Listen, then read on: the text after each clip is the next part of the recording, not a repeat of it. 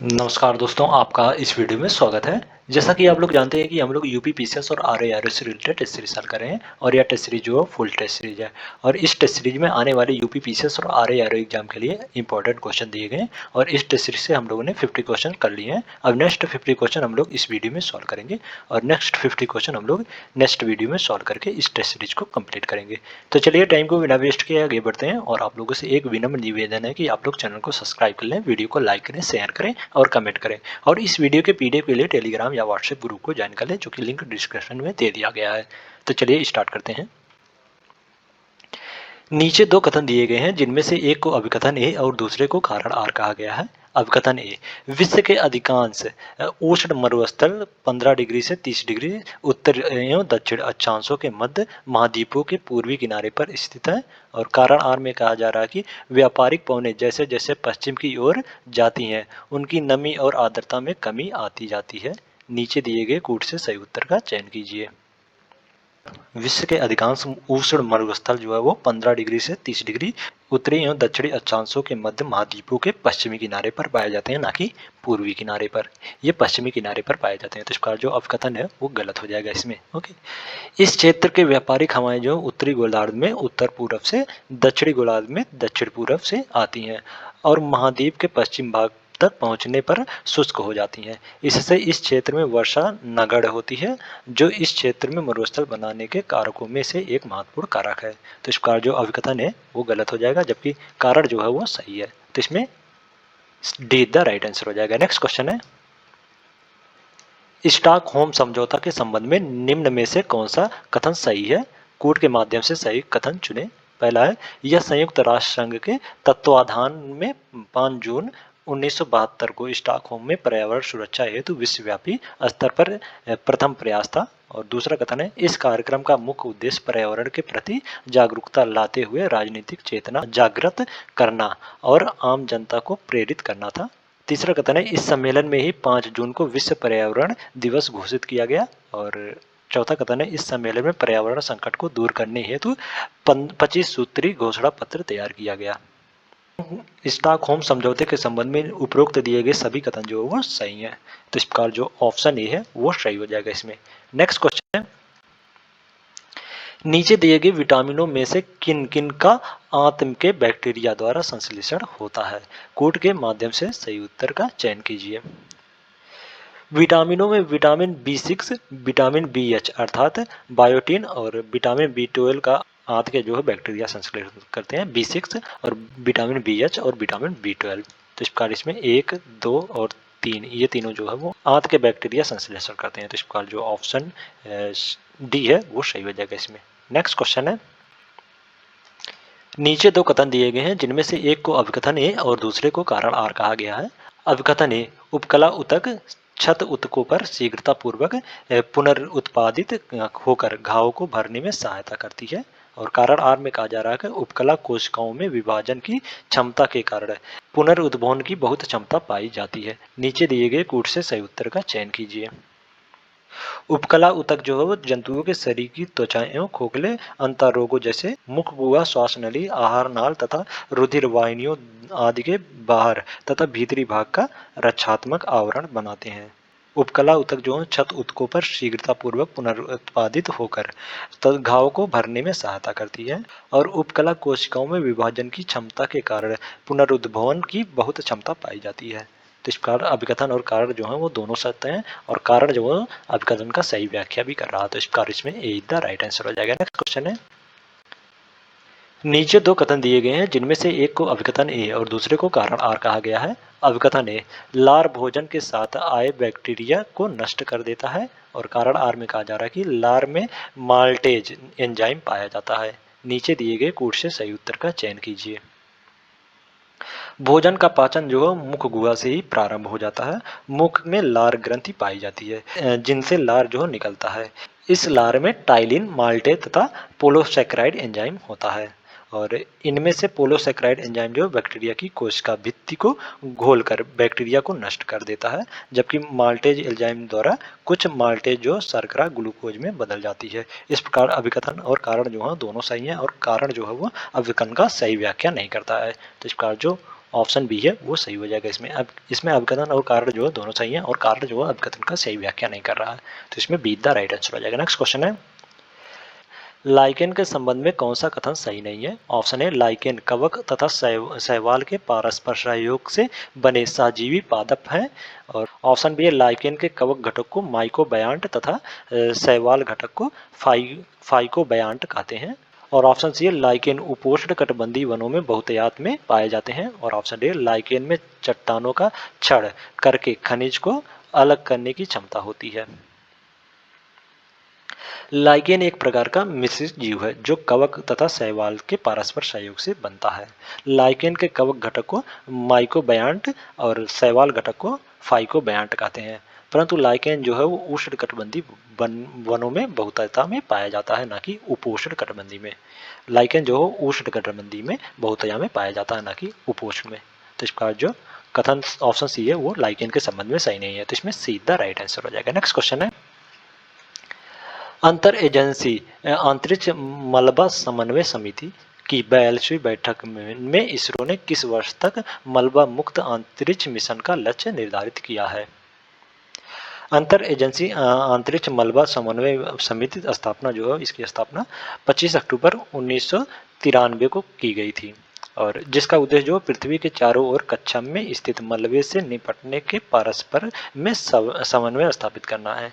इसकी 42वीं बैठक में इसरो प्रमुख सोमनाथ ने 2030 तक मलबा मुक्त अंतरिक्ष मिशन का लक्ष्य हासिल करने की बात कही है। तो इसका जो ऑप्शन बी है वो सही हो जाएगा इसमें।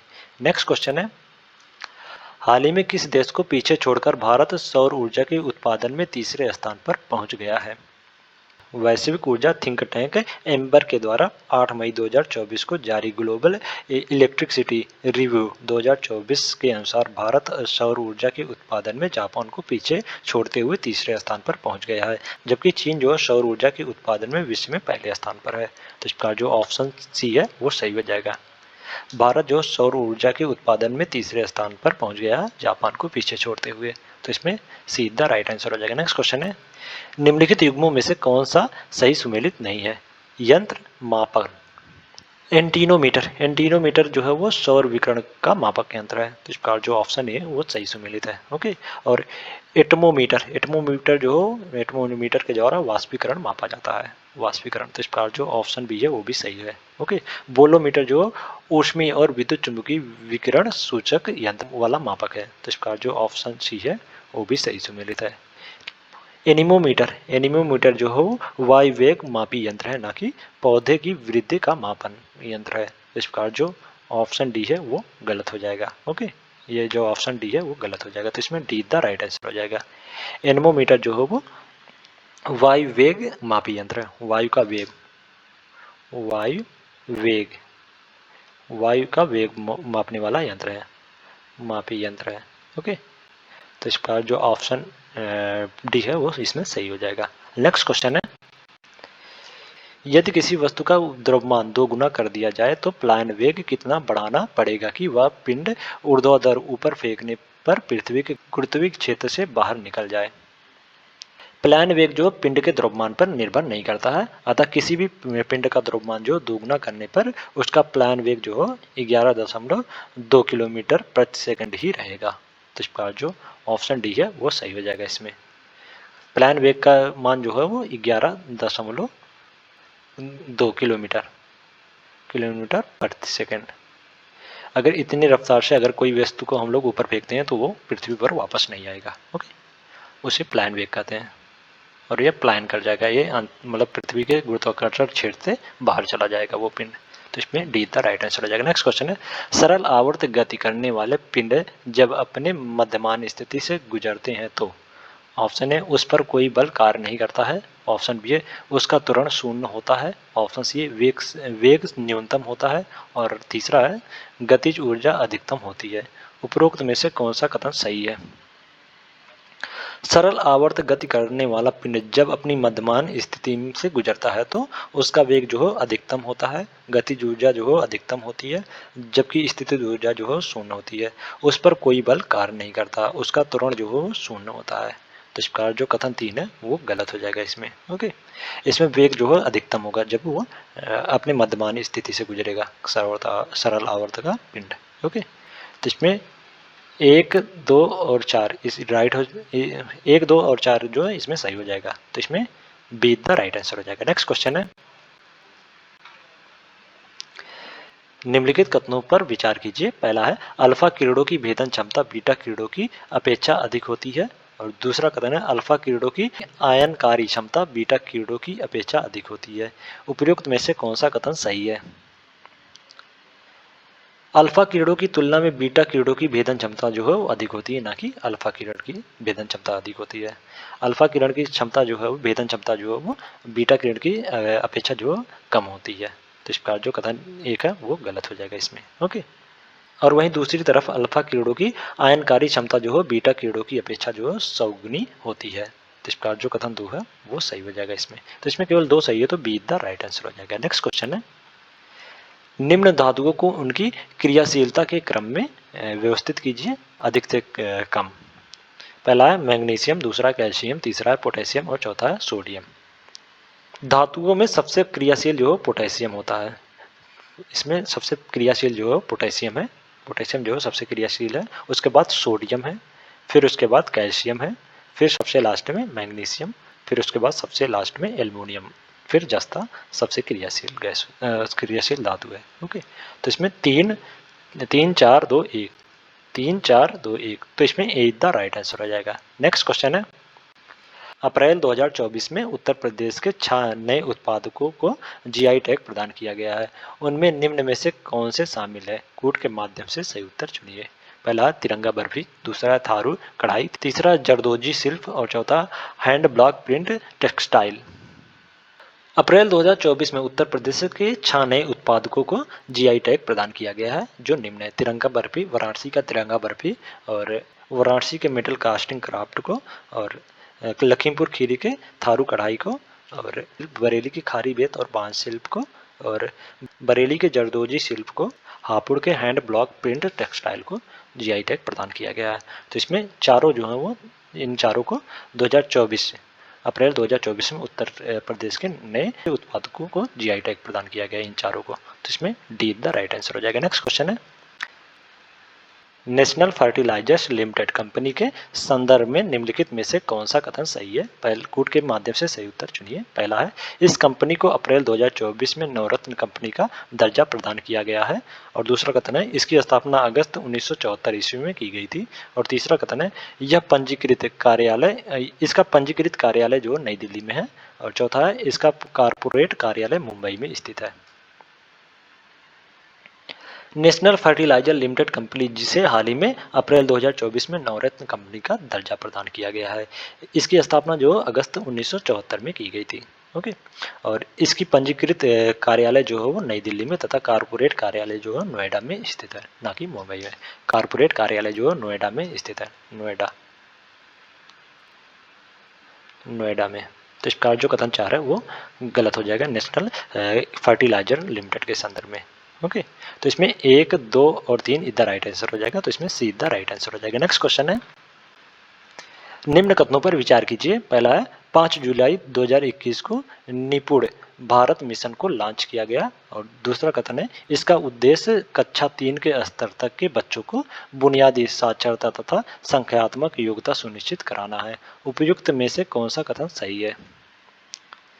कक्षा 3 के स्तर तक के बच्चों को बुनियादी साक्षरता तथा संख्यात्मक योग्यता सुनिश्चित कराने के उद्देश्य से 5 जुलाई 2021 को निपुण भारत मिशन को लॉन्च किया गया है। इसे केंद्र प्रायोजित समग्र शिक्षा योजना के अंतर्गत शुरू किया गया है। तो इस प्रकार जो इसमें दोनों कथन है वो सही है, तो इसमें सीधा राइट आंसर हो जाएगा। नेक्स्ट क्वेश्चन है, निम्न कथनों पर विचार कीजिए। पहला है मिशन अमृत सरोवर का प्रारंभ 24 जून 2022 को किया गया, और दूसरा कथन है इसका उद्देश्य भविष्य की पीढ़ियों के लिए जल संग्रहण और संरक्षण को बढ़ावा देना है। उपयुक्त में से कौन सा कथन सही है? अमृत मिशन सरोवर जो है 24 अप्रैल 2022 को प्रारंभ किया गया है, ना कि 24 जून को। इसे 24 अप्रैल 2024 को लॉन्च किया गया है। ओके, तो इस प्रकार जो कथन एक है वो गलत हो जाएगा, इसमें 2022 को लॉन्च किया, सॉरी। और जिसका उद्देश्य जो है भविष्य की पीढ़ियों के लिए जल संग्रहण और संरक्षण को बढ़ावा देना है। इस मिशन के तहत देश का प्रत्येक जिला जो हो कम से कम 75 अमृत सरोवर का निर्माण या कायाकल्प करेगा, और यह अमृत सरोवर जो है नीम, पीपल और बरगद आदि पेड़ों से घिरा होगा। तो इस प्रकार जो कथन 2 है वो सही हो जाएगा इसमें। तो इसमें केवल 2 सही है, तो बी द राइट आंसर हो जाएगा। नेक्स्ट क्वेश्चन है, राष्ट्रीय कृषि बाजार यानी नेशनल एग्रीकल्चर मार्केट स्कीम के संबंध में निम्न कथनों में से कौन से कथन सही है? कूट के माध्यम से सही उत्तर चुनें। पहला कथन है, इसके इलेक्ट्रॉनिक पोर्टल का शुभारंभ 14 अप्रैल 2016 को किया गया। और दूसरा कथन है, यह कृषि वस्तुओं के लिए भारतीय इलेक्ट्रॉनिक व्यापार पोर्टल है। और तीसरा कथन है, यह किसानों के लिए राष्ट्रव्यापी बाजार सुलभ कराता है, जिसमें उसके उत्पादन की गुणवत्ता के अनुरूप कीमत मिलती है। राष्ट्रीय कृषि बाजार स्कीम जो किसानों को उसकी उपज को बेहतर मूल्य दिलाने और कृषि जिंसों के पारदर्शी व्यापार को सुनिश्चित करने हेतु बनाई गई है। और 14 अप्रैल 2016 को इसके राष्ट्रीय पोर्टल का शुभारंभ किया गया है। तो इसमें प्रश्नगत दिए गए तीनों कथन जो है वो राष्ट्रीय कृषि बाजार के संदर्भ में सही है। तो इसमें ए द राइट आंसर हो जाएगा। नेक्स्ट क्वेश्चन है, भारत में मुद्रा संबंधित नोटों की निर्गमन प्रणाली आधारित है। ऑप्शन ए अनुपातिक कोष प्रणाली पर, ऑप्शन बी है स्थिर विनिमय दर प्रणाली पर, ऑप्शन सी है पूर्ण परिवर्तनशीलता प्रणाली पर, और ऑप्शन डी न्यूनतम कोष प्रणाली पर। भारत सरकार द्वारा नोट निर्गमन के लिए अनुपातिक कोष प्रणाली के स्थान पर 1956 ईस्वी में न्यूनतम कोष प्रणाली अपनाई गई है। तो इस प्रकार जो ऑप्शन डी है वो सही हो जाएगा। 1956 में जो है न्यूनतम कोष प्रणाली को अपनाया गया था, पहले अनुपातिक कोष प्रणाली था। ओके, तो इस प्रकार जो ऑप्शन डी है वो सही हो जाएगा। नेक्स्ट क्वेश्चन है, यदि किसी के माता तथा पिता का रुधिर वर्ग क्रमशः ए और बी है तो उसकी संतानों का रुधिर वर्ग होने की संभावना है। यदि किसी के माता तथा पिता का रुधिर वर्ग जो क्रमशः ए और बी है तो उसकी संतान का ए, ए बी, बी और ओ किसी भी रुधिर वर्ग का हो सकता है। तो इस प्रकार जो इसमें ये चारों कथन जो है वो सही हो जाएगा। इसमें ओ, ए बी और ए बी ये चारों जो है रुधिर वर्ग हो सकते हैं, उसके संतान की होने की संभावना। इसमें ए द राइट आंसर हो जाएगा। नेक्स्ट क्वेश्चन है, निम्न कथनों पर विचार कीजिए। पहला है, इंटरफेरॉन की खोज आइजैक्स एवं लिंडेनमान नामक वैज्ञानिकों ने की थी। दूसरा कथन है, इंटरफेरॉन वायरस संक्रमित कोशिकाओं द्वारा उत्पादित वे प्रोटीन होते हैं जो अन्य स्वास्थ्य कोशिकाओं को विषाणुओं से सुरक्षा प्रदान करते हैं। उपयुक्त में से कौन सा कथन सही है? इंटरफेरॉन की खोज जो है वो आइजैक्स और लिंडेनमान नामक वैज्ञानिकों ने 1957 में की थी। और यह वायरस जो संक्रमित कोशिकाओं द्वारा उत्पादित वे प्रोटीन होते हैं जो अन्य स्वस्थ कोशिकाओं को विषाणुओं से सुरक्षा प्रदान करते हैं। तो इस प्रकार प्रश्नगत दिए गए दोनों कथन जो सत्य हैं, तो इसमें सीधा राइट आंसर हो जाएगा। नेक्स्ट क्वेश्चन है, निम्न में से कौन सा कथन सही नहीं है? पहला ऑप्शन ए है, मानव की खोपड़ी में कुल 29 अस्थियां होती हैं। ऑप्शन बी है, मानव में 14 जोड़ी पसलियां होती हैं। ऑप्शन सी है, मानव के दोनों अग्रपदों अर्थात हाथों में कुल 60 अस्थियां होती हैं। और ऑप्शन डी है, बाहों को कंधे पर जोड़ने वाले भाग को अंश मेखला कहते हैं। मानव में 12 जोड़ी जो है पसलियां होती हैं, ना कि 14 जोड़ी। तो इसका जो ऑप्शन बी है वो सही नहीं है, तो इसमें बी द राइट आंसर हो जाएगा। नेक्स्ट क्वेश्चन है, बायोफाइटा संघ के संबंध में कौन सा कथन गलत है? ऑप्शन ए है, इनमें संवहन ऊतक तथा वास्तविक जोड़ों का अभाव होता है। ऑप्शन बी है, इनमें लैंगिक तथा अलैंगिक दोनों प्रकार का जनन होता है। और ऑप्शन सी है, सबसे बड़ा बायोफाइटा का पौधा ड्रासोनिया है। और ऑप्शन डी है, बायोफाइटा के पौधे मृदा अपरदन को रोकने में सहायक नहीं होते हैं। बायोफाइटा संघ के पौधे जो मृदा अपरदन को रोकने में सहायक होते हैं, जबकि इसमें बोला जा रहा है बायोफाइटा के पौधे जो मृदा अपरदन को रोकने में सहायक नहीं होते। तो इसका जो ऑप्शन डी है वो बायोफाइटा संघ के संबंध में गलत है, तो इसमें डी द राइट आंसर हो जाएगा। नेक्स्ट क्वेश्चन है, निम्न दलहनी फसलों में पाई जाने वाली प्रोटीन की मात्रा के क्रम में व्यवस्थित कीजिए तथा कोड के माध्यम से सही उत्तर चुनिए। अधिक से कम की ओर।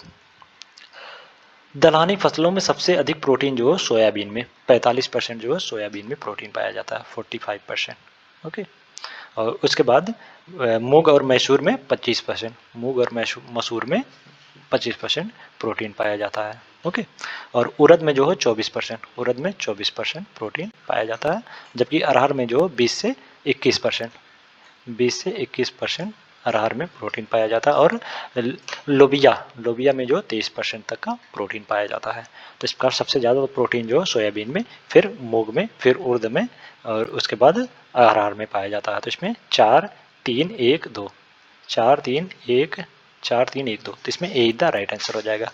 नेक्स्ट क्वेश्चन है, भातवाड़ी अर्थात मारवाड़ी का युद्ध कब और किसके किसके मध्य हुआ था?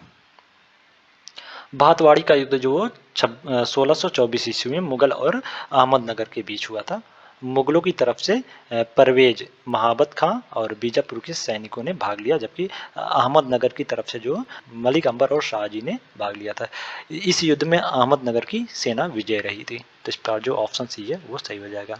भातवाड़ी का युद्ध जो 1624 ईस्वी में हुआ था। ओके, मुगल और अहमदनगर के मध्य। तो इसमें सीधा राइट आंसर हो जाएगा। नेक्स्ट क्वेश्चन है, डच्चों के संबंध में कौन से कथन सही है? कूट के माध्यम से सही उत्तर चुनिए। पहला कथन है, 1595 से 96 ईस्वी में कार्नेलिस हाउटमैन के नेतृत्व में पहला डच अभियान दल पूर्वी जगत में पहुंचा। और दूसरा कथन है, 1602 ईस्वी में स्थापित Dutch company United East India Company of Netherland को हॉलैंड सरकार द्वारा प्रारंभ में 21 वर्ष के लिए भारत और पूर्वी जगत के साथ व्यापार करने और आक्रमण एवं विजय करने के संबंध में अधिकार प्रदान किए गए।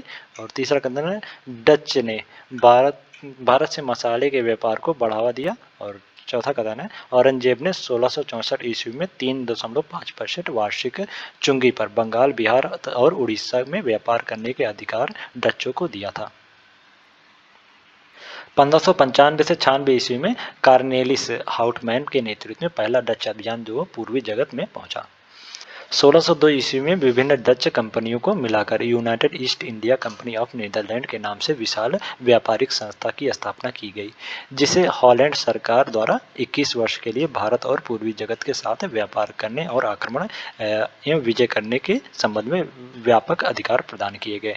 तो इस पर जो ऑप्शन बी है वो गलत हो जाएगा। इसमें सॉरी, कथन 2 जो है वो गलत हो जाएगा इसमें। ओके, इसमें 21 वर्ष के लिए यह अधिकार दिया गया था, ना कि 51 वर्ष के लिए।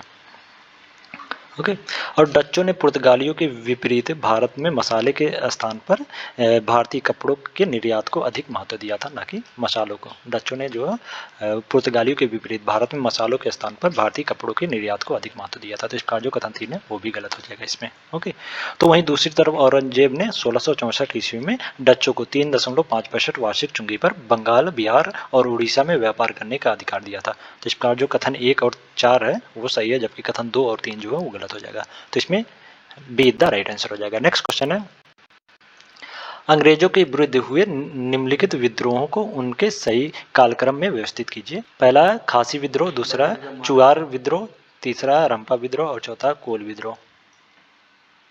खासी विद्रोह जो मेघालय में 1828 से 33 के मध्य हुआ था। खासी विद्रोह जो है वो 1828 से 33 के मध्य हुआ था मेघालय में। ओके, उसके बाद कोल विद्रोह छोटा नागपुर क्षेत्र में 1829 से 39 के मध्य हुआ था। कोल विद्रोह 1829 से 39 के मध्य। ओके, और फिर उसके बाद 1844 से 48 के मध्य जो है वो हुआ था। 2 बार कोल विद्रोह हुआ था, 1829 से 39 के मध्य, फिर 1844 से 48 के मध्य कोल विद्रोह हुआ था। ये छोटा नागपुर क्षेत्र में कोल विद्रोह हुआ था। ओके, और रंपा विद्रोह जो आंध्र प्रदेश में 1879 में रंपा विद्रोह आंध्र प्रदेश में हुआ था, जबकि चुआर विद्रोह जो वो 1766 से 72 के मध्य हुआ था। चुआर विद्रोह 1766 से 72 के मध्य। ओके, तो सबसे पहले चुआर विद्रोह हुआ था, फिर उसके बाद खासी विद्रोह, फिर कोल विद्रोह, फिर उसके बाद रंपा विद्रोह हुआ था सबसे लास्ट में। तो इस प्रकार इसमें डी द राइट आंसर हो जाएगा इसमें। ओके, नेक्स्ट क्वेश्चन है, निम्न घटनाओं को उनके सही कालक्रम में व्यवस्थित कीजिए और कूट के माध्यम से सही उत्तर चुनिए। पहला है सीधी कार्यवाही दिवस, दूसरा है संविधान सभा का चुनाव, तीसरा है कैबिनेट मिशन का आगमन और चौथा है शाही नौसेना का विद्रोह। शाही नौसेना का विद्रोह जो 8 फरवरी 1946 को हुआ था। 18 फरवरी 1946 को शाही नौसेना का विद्रोह हुआ था। फिर उसके बाद कैबिनेट मिशन जो है वो 24 मार्च 1942 को, कैबिनेट मिशन जो है वो 24 मार्च 1946 को भारत आया, भारत पहुंचा। फिर उसके बाद संविधान सभा का चुनाव हुआ जुलाई 1946 में, जुलाई 1946 में संविधान सभा का चुनाव हुआ तथा मुस्लिम लीग द्वारा सीधी कार्रवाई दिवस जो 16 अगस्त 1946 को मनाया गया। 16 अगस्त 1946 को सीधी कार्रवाई दिवस मुस्लिम लीग द्वारा मनाया गया था। तो इसमें सबसे पहले शाही नौसेना विद्रोह हुआ था, फिर उसके बाद कैबिनेट मिशन का आगमन हुआ था, फिर संविधान सभा का चुनाव हुआ, फिर उसके बाद सीधी कार्रवाई दिवस मनाया गया। तो इसमें 4-3-2-1 तो इसमें बी द राइट आंसर हो जाएगा। नेक्स्ट क्वेश्चन है, निम्नलिखित कथनों पर विचार कीजिए। पहला है, मदन मोहन मौलवी द्वारा बनारस हिंदू विश्वविद्यालय की स्थापना के समय भारत का वायसराय लॉर्ड हार्डिंग द्वितीय था। और दूसरा कथन है, डी.के. कर्वे द्वारा पुणे में महिला विश्वविद्यालय की स्थापना के समय भारत का वायसराय लॉर्ड चेम्सफोर्ड था। उपरोक्त में से कौन सा कथन सही है? 1916 ईस्वी में वाराणसी में मदन मोहन मौलवी द्वारा बनारस हिंदू विश्वविद्यालय की स्थापना की गई और उस समय भारत का वायसराय जो था लॉर्ड हार्डिंग द्वितीय था, जबकि डी.के. कर्वे द्वारा पुणे में महिला विश्वविद्यालय की स्थापना के समय भारत का वायसराय जो लॉर्ड चेम्सफोर्ड था। तो इस प्रकार प्रश्न का दिए गए दोनों कथन जो सही है, तो इसमें सी द राइट आंसर हो जाएगा। नेक्स्ट क्वेश्चन है, एडी गोरवाला समिति की अनुशंसा पर निम्नलिखित में से किस एक की स्थापना हुई थी? Option A NABARD, option B है एसबीआई, ऑप्शन सी है आरबीआई और ऑप्शन डी है सहकारी बैंक। एडी गोरवाला समिति अनुशंसा किया और इसकी अनुशंसा पर एसबीआई की स्थापना हुई। 1 जुलाई 1955 को भारतीय स्टेट बैंक यानी एसबीआई का जो राष्ट्रीयकरण कर दिया गया। एसबीआई जो सार्वजनिक क्षेत्रों के बैंकों में सबसे बड़ा बैंक था और इसका राष्ट्रीयकरण जो 1955 में 1 जुलाई 1955 में हो गया था। तो इसमें बी द राइट आंसर हो जाएगा। ओके, इसकी स्थापना एसबीआई की स्थापना जो है 1952 में हुई थी। तो इसमें बी द राइट आंसर हो जाएगा। नेक्स्ट क्वेश्चन है, निम्नलिखित कथनों पर विचार कीजिए। पहला, भारत में राष्ट्रीय आय समिति का गठन वर्ष 1949 में किया गया था। और दूसरा कथन, साधन लागत पर राष्ट्रीय आय में अप्रत्यक्ष करों को शामिल नहीं किया जाता है। सत्य कथन चुने। वर्तमान समय में राष्ट्रीय आय का अनुमान लागत का आधार वर्ष जो 2011-12 है और भारत में राष्ट्रीय आय समिति का गठन जो वर्ष 1949 में किया गया था और साधन लागत पर राष्ट्रीय आय में अप्रत्यक्ष करों को शामिल नहीं किया जाता है। तो इस प्रकार प्रश्न का दिए गए दोनों कथन जो इसमें सत्य है, तो इसमें सीधा राइट आंसर हो जाएगा। नेक्स्ट क्वेश्चन है, भारतीय रिजर्व बैंक द्वारा बैंकों के ग्राहकों को एक शीघ्र शिकायत निवारण व्यवस्था उपलब्ध कराने के लिए निम्नलिखित में से किस वर्ष बैंकिंग लोकपाल नामक संस्था का गठन किया गया था? भारतीय रिजर्व बैंकों द्वारा बैंकों के ग्राहकों को एक शीघ्र शिकायत निवारण व्यवस्था उपलब्ध कराने के लिए जून 1955 में बैंकिंग लोकपाल नामक संस्था का गठन किया गया था। तो इस प्रकार जो ऑप्शन सी है वो सही हो जाएगा। सॉरी, 1995 में, जून 1995 में जो बैंकिंग लोकपाल नामक संस्था का गठन किया गया था भारतीय रिजर्व बैंक द्वारा बैंकों के ग्राहकों को शीघ्र शिकायत निवारण व्यवस्था उपलब्ध कराने के लिए। तो इसमें सीधा राइट आंसर हो जाएगा। नेक्स्ट क्वेश्चन है, कैश काउ शब्द निम्नलिखित में से किस एक के साथ संबंधित है? ऑप्शन है बैंकिंग से, ऑप्शन बी है शेयर बाजार से, ऑप्शन सी है बजट प्रक्रिया से और ऑप्शन डी मौद्रिक नीति से। कैश काउ जो है शेयर बाजार से संबंधित है। जब कोई शेयर लागत अच्छा लाभ देता है तो ऐसे शेयर को कैश काउ की संज्ञा दी जाती है। तो इसका जो ऑप्शन बी है वो सही हो जाएगा। कैश काउ जो है शेयर बाजार से संबंधित है, तो इसमें बी द राइट आंसर हो जाएगा। नेक्स्ट क्वेश्चन है, निम्नलिखित में से शीर शब्द किसको व्यक्त करता है? ऑप्शन ए समुदाय का पूर्ण क्रम जो क्रमशः एक निश्चित स्थान पर बदलता है, ऑप्शन बी कार्बन के सामाजिक मूल्य का, ऑप्शन सी सूक्ष्म आवास का और ऑप्शन डी किसी पर्यावरण में विभिन्न प्रजातियों की श्रेणी को। शीर जो है समुदायों का पूर्ण क्रम जो क्रमशः एक निश्चित स्थान पर बदलता है उसको व्यक्त करता है। तो इसका जो ऑप्शन ही है वो सही हो जाएगा इसमें। नेक्स्ट क्वेश्चन है, निम्नलिखित कथनों पर विचार करें। पहला है, जलवायु परिवर्तन पर भारत की प्रथम राष्ट्रीय कार्य योजना वर्ष 2008 में लोकार्पित की गई थी। और दूसरा कथन है, कार्बन व्यापार का संबंध क्योटो प्रोटोकॉल से है। सत्य कथन है। इसमें प्रश्न का दिए गए दोनों कथन जो वो सत्य हैं। ओके, कार्बन व्यापार का संबंध जो क्योटो प्रोटोकॉल से है और जलवायु परिवर्तन पर भारत की प्रथम राष्ट्रीय कार्य योजना जो है वर्ष 2008 में लोकार्पित की गई थी। तो इस प्रकार इसमें दोनों कथन जो सही है, तो इसमें सीधा राइट आंसर हो जाएगा। नेक्स्ट क्वेश्चन है, निम्नलिखित युग्मों में से कौन सा एक सही सुमेलित नहीं है? वन्यजीव विहार या पक्षी विहार और राज्य। कारिकिली राष्ट्रीय उद्यान, कारिकिली राष्ट्रीय उद्यान जो तमिलनाडु में स्थित है, तो इसका जो ऑप्शन ए है वो सही है। और चिनार राष्ट्रीय उद्यान जो केरल में है, ये भी सही सुमेलित है। और सत्यमंगलम जो है वो तमिलनाडु में स्थित है, तो इसका जो ऑप्शन सी है वो भी सही है। और पापीकोंडा राष्ट्रीय उद्यान जो है वो आंध्र प्रदेश में स्थित है, ना कि केरल में। पापीकोंडा जो है वो आंध्र प्रदेश आंध्र प्रदेश आंध्र प्रदेश आंध्र प्रदेश। तो इसका जो ऑप्शन डी है वो सही नहीं है, यह सही सुमेलित नहीं है, तो इसमें डी द राइट आंसर हो जाएगा। ओके, नेक्स्ट क्वेश्चन है, सूची 1 को सूची 2 से सुमेलित करें तथा नीचे दिए गए कूट की सहायता से सही उत्तर चुनिए। सूची 1 में स्थापत्य और सूची 2 में निर्माणकर्ता। बुलंद दरवाजा, बुलंद दरवाजा का निर्माण करता जो है बुलंद दरवाजे का निर्माण जो अकबर ने करवाया था, तो इसका जो ऑप्शन ए है वो 2 से सुमेलित हो जाएगा। मोती मस्जिद, आगरा की मोती मस्जिद का निर्माण जो है वो शाहजहां ने करवाया था, तो इसका जो ऑप्शन बी है वो 3 से सुमेलित हो जाएगा। और एतमादुद्दौला का मकबरा का निर्माण जो है नूरजहां ने करवाया था, तो इसका सी का 1 से सुमेलित हो जाएगा। और दिल्ली में मोती मस्जिद का निर्माण जो औरंगजेब ने करवाया था, तो इसका डी का 4 से सुमेलित हो जाएगा। तो इसमें 2 3 1 4 2 3 1 4, तो इसमें बी द राइट आंसर हो जाएगा। नेक्स्ट क्वेश्चन है, भक्तकालीन संतों में से किस एक की रचनाएं अभंग के रूप में प्रसिद्ध है? महाराष्ट्र में भक्त आंदोलन को लोकप्रिय बनाने में नामदेव की जो महत्वपूर्ण भूमिका थी। नामदेव जो वारकरी समुदाय से संबंधित थे, ये इस्लाम से जो अत्यधिक प्रभावित हुए, इनकी रचनाएं अभंग के रूप में प्रसिद्ध है, तो इस पर जो ऑप्शन सी है वो सही हो जाएगा। इसमें अभंग के रूप में जो है वो नामदेव की रचनाएं प्रसिद्ध हैं, तो इसमें सी द राइट आंसर हो जाएगा। नेक्स्ट क्वेश्चन है, निम्नलिखित में से कौन एक बाबर से संबंधित नहीं है?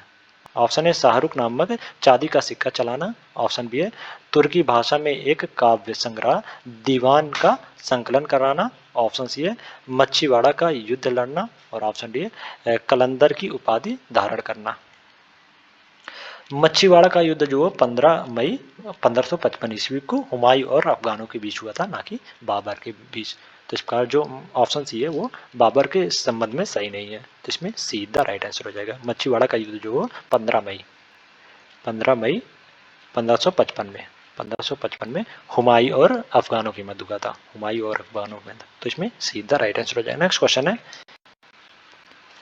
निम्नलिखित में से किसकी एक महत्वपूर्ण कृति तुगलकनामा है? ऑप्शन है अलबरूनी, ऑप्शन बी है मिनहाज, ऑप्शन सी है अमीर खुसरो और ऑप्शन डी है जियाउद्दीन बर्नी। तुगलकनामा जो अमीर खुसरो की एक ऐतिहासिक कृत है, इसमें शाह के विरुद्ध गयासुद्दीन तुगलक की विजय का उल्लेख है। अलबरूनी की महत्वपूर्ण कृत जो किताबुल हिंद है और मिनहाज उस सिराज की महत्वपूर्ण कृत जो तबकात नासिक, तो इसका जो ऑप्शन सी है वो सही हो जाएगा। तुगलकनामा जो अमीर खुसरो की महत्वपूर्ण कृति है, तो इसमें सीधा राइट आंसर है। नेक्स्ट क्वेश्चन है, असत्य कथन है। ऑप्शन है, चीनी यात्री इत्स्यांग 670 ईस्वी में नालंदा आया। और ऑप्शन बी है, हर्षवर्धन अपने आरंभिक जीवन में शव था। ऑप्शन सी है, हर्षवर्धन ने प्रियदर्शिका, रत्नावली और हर्षचरित नामक नाटकों की रचना की। और ऑप्शन डी है, ह्वेनसांग 1645 ईस्वी में चीन वापस लौटा। हर्षवर्धन ने प्रियदर्शिका, रत्नावली और नागानंद नामक नाटक की रचना की थी। हर्षचरित की रचना जो हर्ष के दरबारी कवि बाणभट्ट ने की थी। हर्षचरित्र नामक नाटक की रचना जो बाणभट्ट ने की थी, ना कि हर्षवर्धन ने। तो इसका जो ऑप्शन सी है वो असत्य है, तो इसमें सीधा राइट आंसर हो जाएगा। और अन्य कथन जो सही है, तो इसमें सीधा राइट आंसर हो जाएगा। नेक्स्ट क्वेश्चन है, प्राचीन संगम युग के संबंध में कौन एक कथन असत्य है? ऑप्शन है, वर्ण व्यवस्था प्रचलित नहीं थी। ऑप्शन बी है, सती प्रथा का प्रचलन नहीं था। ऑप्शन सी है, वस्त्र उद्योग सर्वाधिक प्रचलित था। और ऑप्शन डी है, वैदेशिक व्यापार भारतीय पक्ष में था। प्राचीन संगम युग में सती प्रथा का प्रचलन जो विद्यमान था, जबकि इसमें बोला गया है सती प्रथा का प्रचलन जो नहीं था, सती प्रथा का प्रचलन नहीं था। तो इसका जो ऑप्शन भी है वो प्राचीन संगम युग के संबंध में सत्य है, असत्य है, सॉरी असत्य है। तो इसमें जो ऑप्शन बी है वो सही हो जाएगा इसमें। नेक्स्ट क्वेश्चन है, लगभग 220 ईसा पूर्व में चीन की महादीवारी का निर्माण किस शासक द्वारा करवाया गया था? चीन के राजा शी हुआंगती ने सीथियन शकों के हमले से अपने साम्राज्य की सुरक्षा के लिए लगभग 220 ईसा पूर्व में चीन महादीवारी का निर्माण करवाया। तो इसका जो ऑप्शन ए है वो सही हो जाएगा इसमें। नेक्स्ट क्वेश्चन है, निम्नलिखित कथनों पर विचार कीजिए। पहला है मुमालिक वंश, दूसरा है लोधी वंश, तीसरा तुगलक वंश, चौथा है खिलजी वंश और पांचवा सैयद वंश। दिल्ली सल्तनत के उपरोक्त वंशों को सत्ता में बिताए गए वर्षों के आधार पर आरोही क्रम में व्यवस्थित कीजिए। सल्तनत काल के वंशों के शासन काल का आरोही क्रम जो हो वो इस प्रकार है। सबसे ज्यादा जो तुगलक वंश जो हो लगभग 94 वर्ष शासन किया था। तुगलक वंश जो 94 वर्षों तक शासन किया था। ओके, इसका शासन काल जो है वो 1320 से 1414 तक था, तुगलक वंश का शासन काल। ओके, उसके बाद मुमालिक वंश आया जो 84 वर्ष तक शासन किया था, 84 वर्ष तक। और इसका कार्यकाल जो है वो 1206 से 1290 तक था इसका शासन काल मुमालिक वंश का, यानी इसे गुलाम वंश भी कहते हैं। ओके, उसके बाद लोधी वंश का सबसे ज़्यादा शासनकाल था, वो लोधी वंश का शासनकाल जो है वो 76 वर्ष तक लोधी वंश का शासनकाल था। 76 वर्ष तक लोधी वंश का शासनकाल चला। और इसका कार्यकाल जो है वो 1450 से 1552 तक लोधी वंश का कार्यकाल चला। ओके, फिर उसके बाद सैयद वंश का कार्यकाल जो 1414 से 1450 ईस्वी तक सैयद वंश का कार्यकाल चला, और यह टोटल 36 वर्ष जो शासन किया था सैयद वंश। फिर सबसे कम वर्ष जो 30 वर्ष खिलजी वंश शासन किया था, और इसका कार्यकाल जो है वो 1290 से 1320 तक था, 1320 तक। तो इसमें सबसे ज़्यादा तुगलक वंश, फिर मुमालिक वंश, फिर लोधी वंश, फिर सैयद वंश, फिर खिलजी वंश। तो इसमें 3 1 2 5 3 1 2 5 4, तो इसमें सीधा राइट आंसर हो जाएगा। नेक्स्ट, नीचे दो कथन दिए गए हैं जिनमें से एक को अभिकथन ए और दूसरे को कारण आर कहा गया है। अभिकथन ए, हरित लवक को कोशिका का रसोई घर कहा जाता है, और कारण आर में कहा जा रहा है कि इसमें मौजूदा वर्णकों की सहायता से प्रकाश संश्लेषण की क्रिया संपन्न होती है। नीचे दिए गए कोड से सही उत्तर का चयन कीजिए। हरित लवक को कोशिका का रसोई घर कहा जाता है क्योंकि इसमें मौजूदा वर्णकों की सहायता से प्रकाश संश्लेषण की क्रिया संपन्न होती है। हरित लवक में पर्णहरित के अलावा कैरोटीन एवं जेंथोफिल नामक वर्णक भी पाया जाता है। तो इसका जो अभिकथन और कारण है दोनों सत्य हैं, और कारण जो है इसमें अभिकथन का सही व्याख्या भी कर रहा है। तो इसमें ए द राइट आंसर हो जाएगा। नेक्स्ट क्वेश्चन है, निम्नलिखित कथनों में से असत्य कथन है। कौन सा असत्य कथन है? पहला है, हमारे भोजन में आहारी रेशों की पूर्ति जो है मुख्यतः पादप उत्पादों से होती है। और दूसरा कथन है, आहारी रेशे हमारे शरीर को कोई पोषक तत्व प्रदान नहीं करते हैं। गुड। पोषक तत्वों के अलावा हमारे शरीर को आहारी रेशे तथा जल की भी आवश्यकता होती है। हमारे भोजन में आहारी रेशे की पूर्ति जो मुख्यतः पादप उत्पादों से होती है। इसके मुख्य स्रोत जो है वो दाल, आलू, ताजे फल और सब्जी हैं। आहारी रेशे जो हमारे शरीर को कोई पोषक तत्व प्रदान नहीं करते हैं। ये बिना पचे भोजन को बाहर निकालने में हमारे शरीर की सहायता करते हैं। तो इस प्रकार इसमें जो कथन डी है वो सही हो जाएगा। इसमें दोनों कथन जो सत्य हैं। तो इसमें पूछा गया कौन सा असत्य है, तो इसमें कोई भी कथन जो असत्य नहीं है, तो इसमें डी द राइट आंसर हो जाएगा। नेक्स्ट क्वेश्चन है, निम्न में से कौन सा एक रेडियो एक्टिव तत्व नहीं है? Option A francium, option B astatine, option C है जार्कोनियम और ऑप्शन डी है ट्रिटियम। जार्कोनियम जो हो रेडियो एक्टिव तत्व नहीं है। इसका परमाणु क्रमांक जो है वो 40 होता है। जार्कोनियम का परमाणु क्रमांक जो है 40 होता है। समानता ऐसे तत्व जिनका परमाणु क्रमांक जो है 80 से अधिक होता है वे रेडियो एक्टिव प्रदर्शित करते हैं। तो इसका जो ऑप्शन सी है वो सही हो जाएगा। इसमें जार्कोनियम जो रेडियो एक्टिव तत्व नहीं है, इसका परमाणु क्रमांक जो 40 होता है। जो 80 जिसका परमाणु क्रमांक 80 से अधिक होगा वो रेडियो एक्टिव तत्व प्रदर्शित करेंगे। रेडियो एक्टिवता। तो इसमें सी इज द राइट आंसर हो जाएगा। नेक्स्ट क्वेश्चन है, रक्त में प्रतिस्पंदन पदार्थ कौन सा है? हिपैरिन को एंटीथ्रम्बिन कहते हैं। यह एक संयुक्त पॉलीसेकेराइड है और इसकी वजह से रुधिर में थक्का नहीं जमता है। तो इसका जो ऑप्शन सी है वो सही हो जाएगा। रक्त में प्रतिस्पंदक पदार्थ जो हेपरिन है। तो इसका जो ऑप्शन सी है वो सही हो जाएगा। नेक्स्ट क्वेश्चन है, नीचे दो कथन दिए गए हैं जिनमें से एक को अभिकथन ए और दूसरे को कारण आर कहा गया है। अभिकथन ए, भूजल पेयजल का बेहतर स्रोत है और कारण आर में कहा जा रहा है कि इसमें आर्सेनिक की मात्रा कम होती है। और नीचे दिए गए कोट से सही उत्तर का चयन कीजिए। भूजल जो पेयजल का एक बेहतर स्रोत है क्योंकि इसमें आर्सेनिक की मात्रा जो कम होती है। उत्तर भारत तथा बांग्लादेश में भूजल का आर्सेनिक से हो रहा प्रदूषण एक बड़ी समस्या के रूप में उभर रहा है। तो इसका अभिकथन और कारण जो है इसमें दोनों सत्य हैं और कारण जो है अभिकथन का सही व्याख्या भी कर रहा है। तो इसमें ए इज द राइट आंसर हो जाएगा। नेक्स्ट क्वेश्चन है, निम्नलिखित में से बेमेल युग्म या युग्मों का चयन करें। पहला श्रवण ग्रंथि और दूसरा हार्मोन्स। पीनियल ग्रंथि, पीनियल ग्रंथ का हार्मोन्स जो मेलाटोनिन है। तो इसका जो ऑप्शन ए है पहला कथन है वो सही सुमेलित है इसमें। ओके, और थायराइड, थायराइड ग्रंथ का हार्मोन्स जो थायरॉक्सिन है। तो इसका जो कथन दो है वो भी सही सुमेलित है। अग्नाशय ग्रंथ का हार्मोन्स जो इंसुलिन है ना कि गैलानिन। तो इसका जो कथन तीन है वो सही सुमेलित नहीं है, ये बेमेल है। ओके, ये सही सुमेलित नहीं है। तो इसमें सीधा राइट आंसर, सॉरी तीन जो कथन तीन है वो सही नहीं है। तो इसमें केवल तीन सही हो जाएगा। तो इसमें ए द राइट आंसर हो जाएगा। जनन ग्रंथ का हार्मोन्स जो प्रोजेस्टेरोन है। तो इसका जो कथन चार है वो भी सही सुमेलित है। तो इसमें केवल तीन जो है वो सही सुमेलित नहीं है। तो इसमें ए द राइट आंसर हो जाएगा। तो आज के लिए इतना ही। अगले नेक्स्ट वीडियो में हम लोग नेक्स्ट 50 क्वेश्चन जो आया है उसको सॉल्व करेंगे और इस टेस्ट सेट को कंप्लीट करेंगे। अगर वीडियो अच्छी लगी हो तो वीडियो को लाइक कर दें और इसी प्रकार के वीडियो के लिए चैनल को सब्सक्राइब कर लें और इस वीडियो के पीडीएफ के लिए टेलीग्राम या व्हाट्सएप ग्रुप को ज्वाइन कर लें जो कि लिंक डिस्क्रिप्शन में दे दिया गया है। Thank you so much.